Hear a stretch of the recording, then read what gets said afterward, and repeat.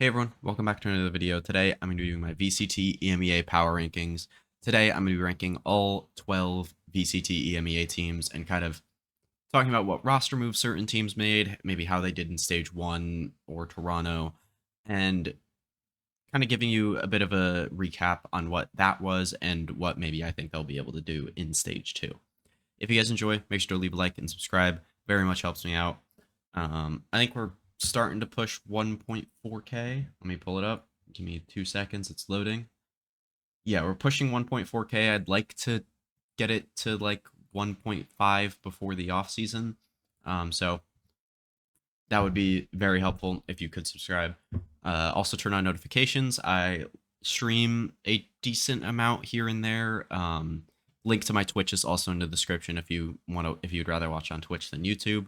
But I stream stuff like just like random ideas that I have. Like the other day I streamed me doing my top 10 players of all time list for like the plat chat thing that they're gonna do, and I submitted my list there.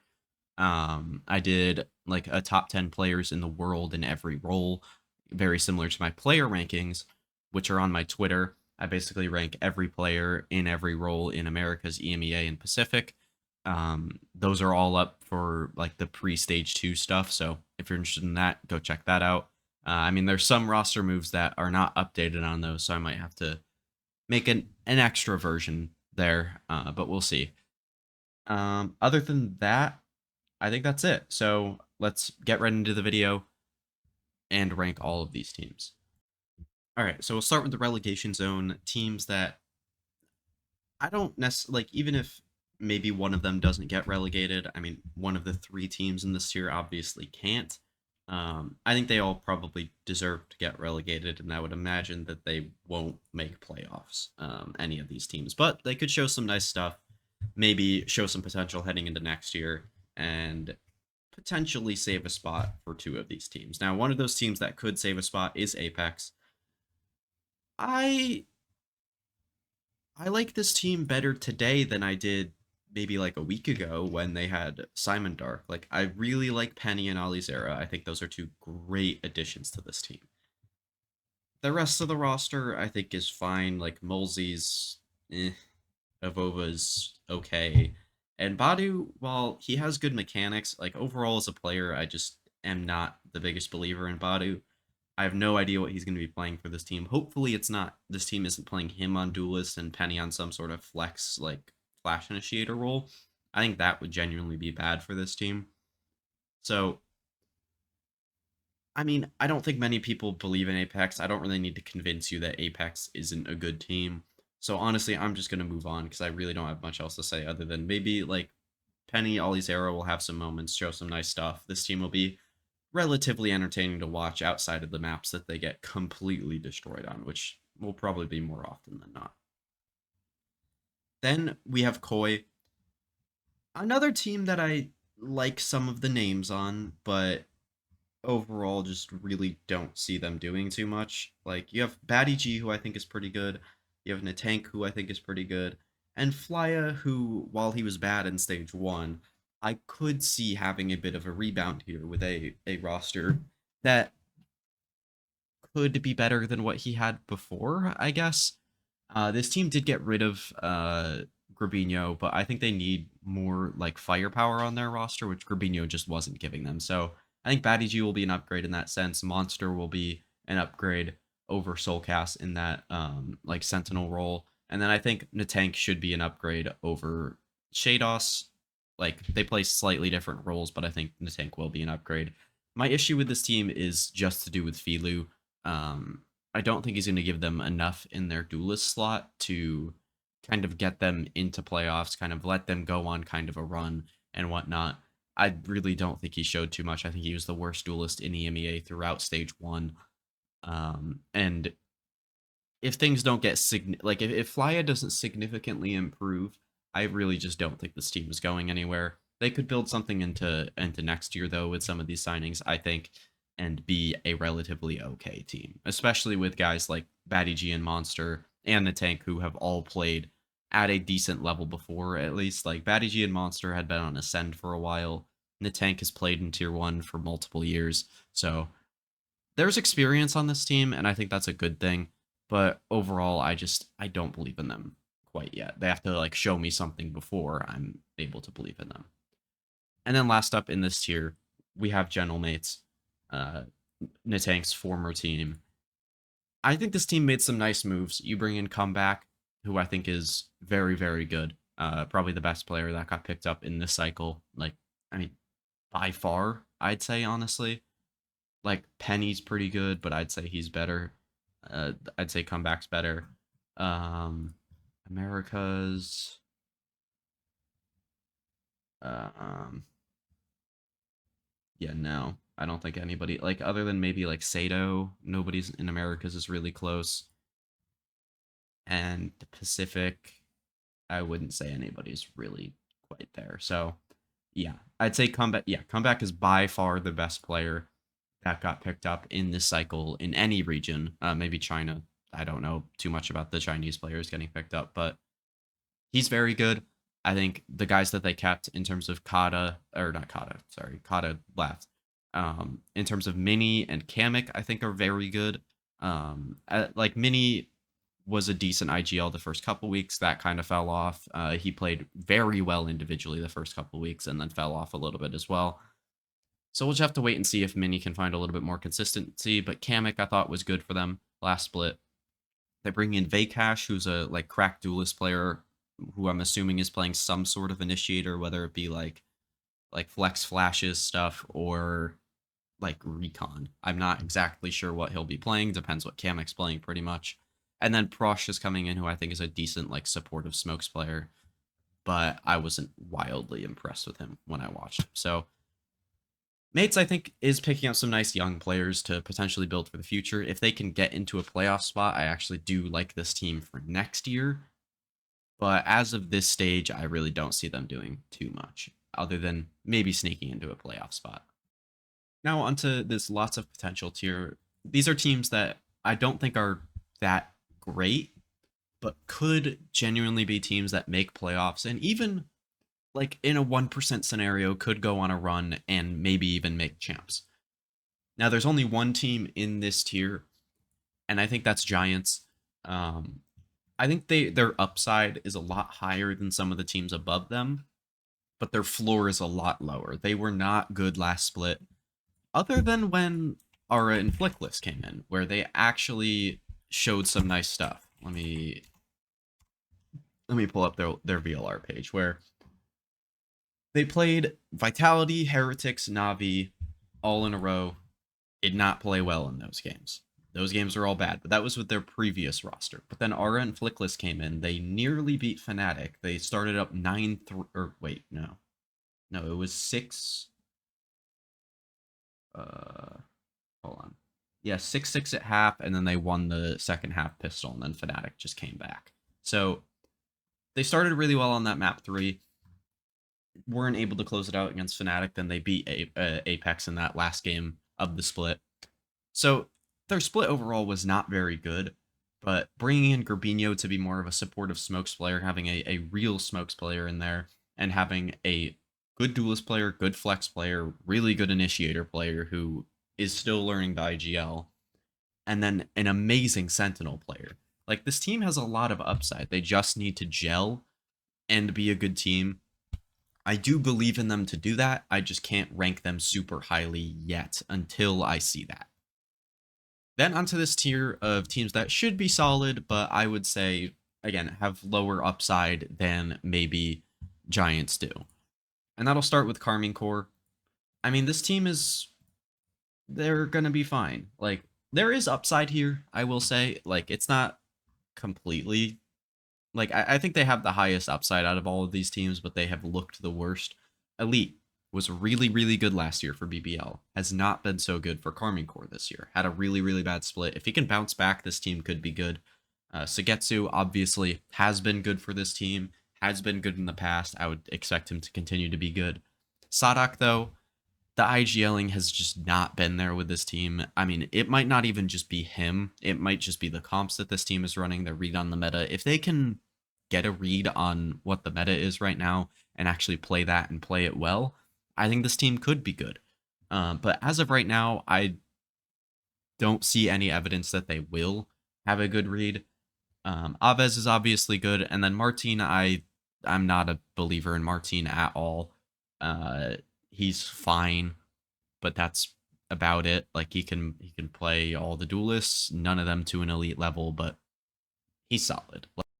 And then next up, I have NaVi, who did make a swap heading into stage 2. They swapped out Koala Noob for Alexic, and I do think a lot of people were confused about this move, but a lot of those people were NA fans who watched Koala in tier 2 and thought he was really good there, because I did think he was pretty good there.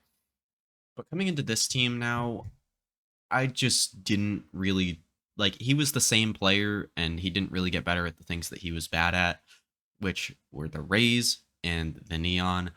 And Alexic being able to play that kind of duelist is going to really help this team out on maps specifically like Bind, where like it doesn't force this team to play Yoru. I mean, like, what the fuck was Koala even playing for this team? Like, he was playing the Omen on Icebox, which was genuinely really good, I thought.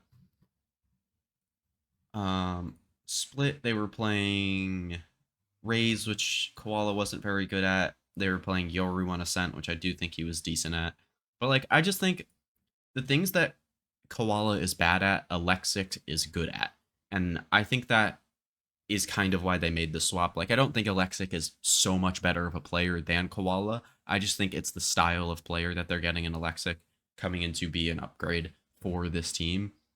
If that's what they think they need, I'm going to assume it's an upgrade. But we'll just have to wait and see until stage 2 starts. As for the rest of the roster, though, like, I would just really like to see Xiao playing more, like, scan initiator stuff. But looking at this fucking like BTC Turk Game Fest thing that they played in, Xiao was playing like a hard flex role where he's playing like Sage on Icebox, Vise on Lotus, Cypher on Haven, and Sova on Sunset, which just like looking through some of these games, it just doesn't make sense why he's playing some of these roles and not Angel.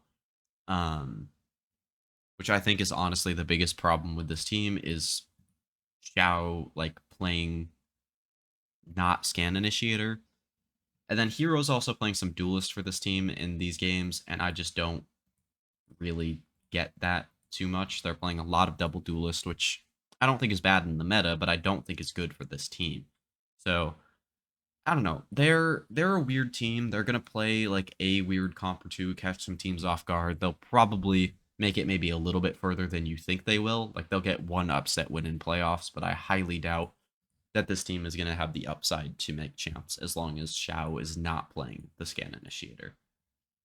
Then we have Vitality, who, I mean, this team like bringing in Unfake and Kovac, this team has talent still. You have Durka, you have Les, you have Kix. 3 very, very good players.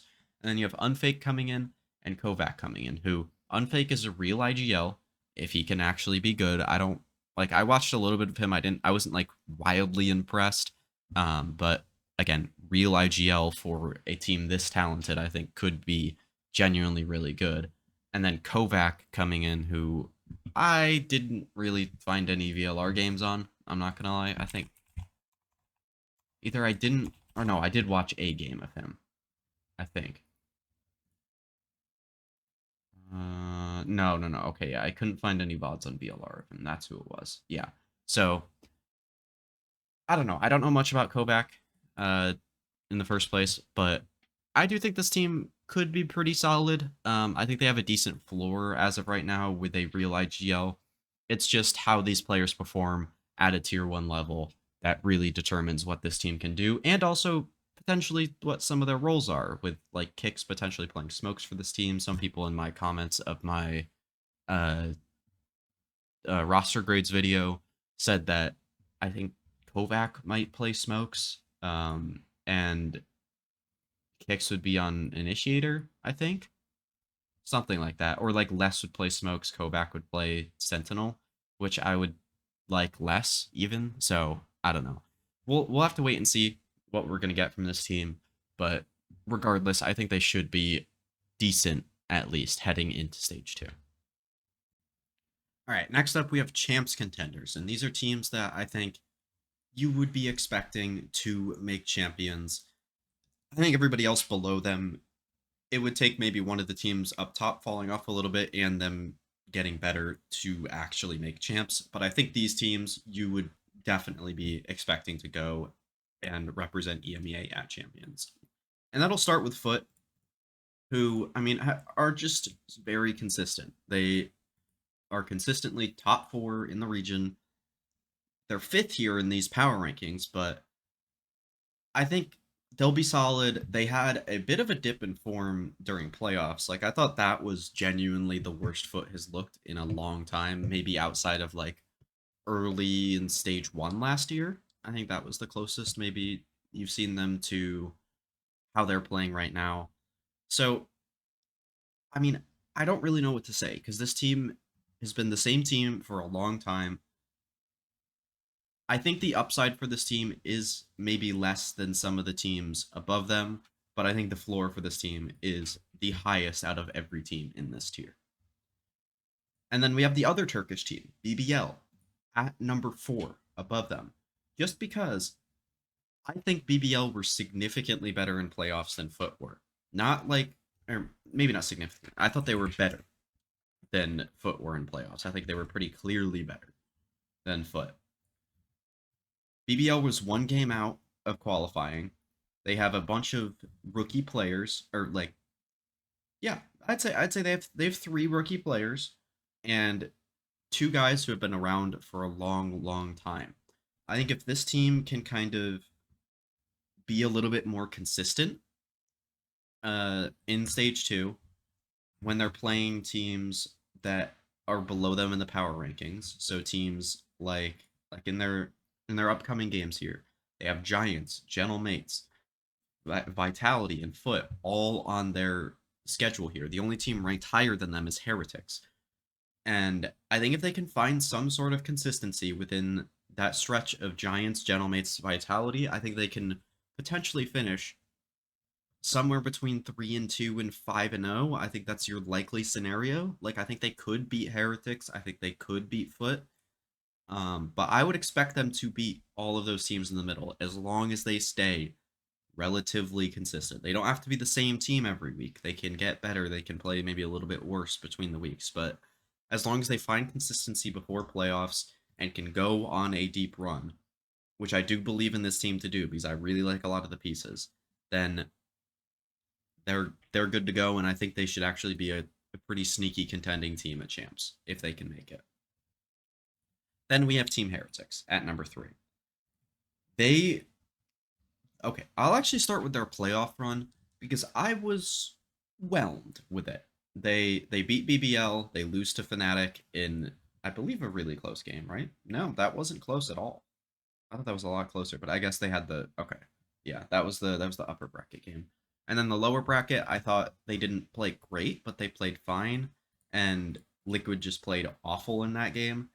And then they completely shit the bed in the final. Heretics did. So I was like, I was in on Heretics. I thought they were kind of just like choking in that grand final again, and would be maybe up to their level of more so what they were like towards the end of stage 1, kind of as a really good team. But my God, this was the worst team at Toronto by far. I thought they were like genuinely significantly worse than MIBR. Because their comps I thought were not great. Like they just came in playing, I mean, not even the same stuff. Like Pearl, they redid their Pearl comp with a bunch of shit that did not make sense. Their Icebox comp, they're playing the same thing that they were playing with Teo, but now with Sova instead of the Teo, which just they proved didn't work in EMEA. Then against Wolves, they played a different Pearl comp. They went back to their old one, still lost, and then Lotus, they're playing obviously the default stuff that does make sense, and still lost. So I don't know if this team can figure it out. Then yeah, sure, they're one of the top like 3 teams in EMEA. But I have my doubts about this team, and there's a good chance that this team could start losing a little bit. Like I think they play BBL the first week of EMEA. Yeah, if they lose that game, there's serious spiral potential. If I mean, they'll probably beat Gentlemates, they'll probably beat Vitality, but that game could be close. Then they play Foot. Like I think this team will make playoffs. Like they have a high enough floor to do that. But if they kind of stumble their way into playoffs, I highly doubt they'll be able to recover and make it to champs.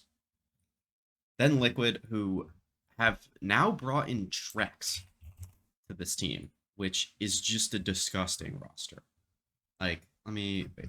It's not official, so I need to pull up the Sheep Esports thing. Yeah, so their roster is now Camo, Patty Tech, Trex, Kiko, and Nats, which I think they are like really good at 4 out of 5 spots on this roster. The only one that I'm not super confident about is Camo. And everybody's being like, oh, Patty Tech played so bad at Toronto. He did. But he was also doing a lot of the calling in the first game. And the rest of the other games, were his fault. Don't get me wrong, like I'm not making excuses for those games. But also he's a supportive initiator player. He doesn't really need to be fragging out every game, especially when your IGL in Nats is going dummy crazy on the Sentinel role anyway. So it really doesn't matter. I think when Trex gets into this roster, if he plays super well in this initiator role, which I think he should, I really believe in this team to genuinely be a contender to win the EMEA. But with Fnatic at the top, I would just expect them to win to 3-peat EMEA, which I think would be the first time a team has done that in the franchising era. Oh no, they didn't win kickoff, bro. Fuck. Oh, so they still wouldn't do that. Okay, G2 is the only team that has a chance to do that this year. So overall, I think Fnatic's the best team. They had the best run at Toronto, made the final. They have a stacked roster. Not really much to say about them. Honestly, a lot of these EMEA teams I think are well documented, other than the teams that made changes and stuff like that. I just think this region overall is in a decent spot. Like you have Liquid, you have who could make a run and be like a genuinely like Fnatic level team. Obviously, Fnatic is the best team. You have Heretics who have a ton of upside to potentially recapture some magic from last year. I highly doubt they'll do that. You have BBL who has a bunch of rookie players, could genuinely be one of the best teams in EMEA if their players hit this split. Foot, if they finally figure stuff out, which again I don't really believe in them to do, could be really good. Vitality could be really good with a real IGL this time. NaVi, maybe some of their like Shower goes back to scan initiator. They do some stuff there. I could see that being a decent team at even at an international level. Carmine Core, if they finally figure out their meta read, like there's a lot of questions with these teams that could be answered and could make this split very, very interesting. But if you guys enjoyed the video, make sure to leave a like and subscribe. But let me know what you think of these power rankings in the comments below. And let me know who you would have as your, let's say, number 2 team heading into split 2, because Fnatic's obviously number 1.